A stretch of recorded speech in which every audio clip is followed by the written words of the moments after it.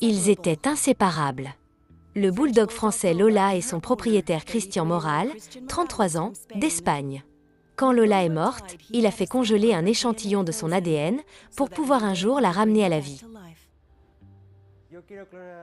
Je veux cloner mon chien Lola, parce que j'ai l'impression que notre histoire n'est pas vraiment terminée.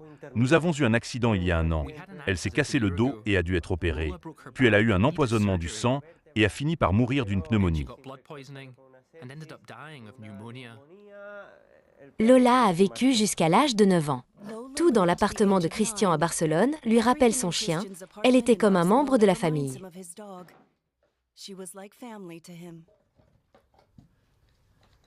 C'était son bol de nourriture, son bol d'eau.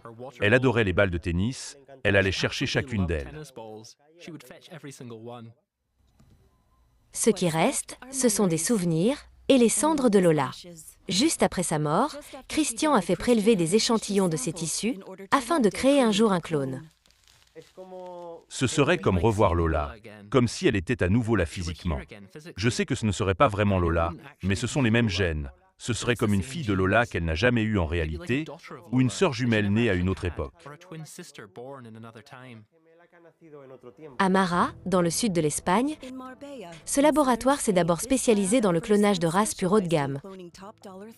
Maintenant, c'est le premier en Europe à ajouter des chiens et des chats à son portefeuille.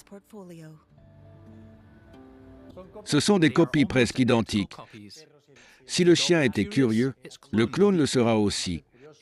Si l'original était timide, le clone le sera aussi.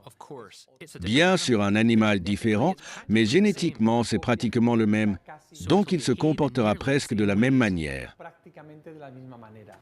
Ce Rottweiler est également destiné à être cloné et ses tissus sont prélevés pour 800 €. La procédure de clonage elle-même coûte 55 000 € supplémentaires.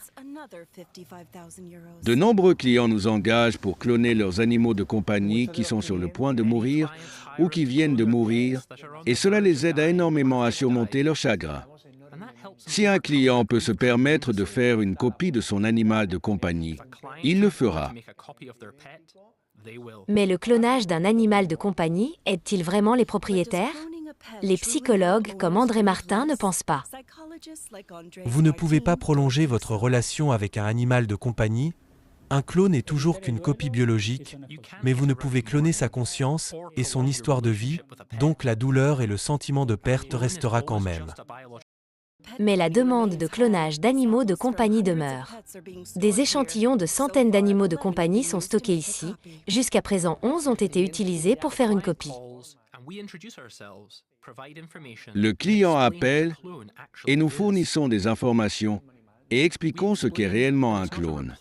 Nous expliquons qu'il ne s'agit pas d'un remplacement de l'animal d'origine. Nous ne trompons pas les clients. Christian a seulement payé pour échantillonner et stocker les tissus de Lola.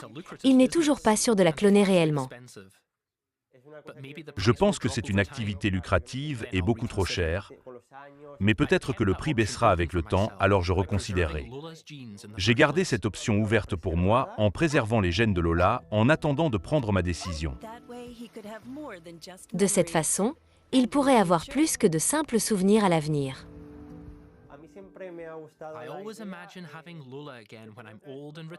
J'imagine toujours avoir Lola à nouveau quand je serai vieux et à la retraite. De cette façon, je pourrai boucler la boucle et arriver à récupérer mon chien de mes jeunes années.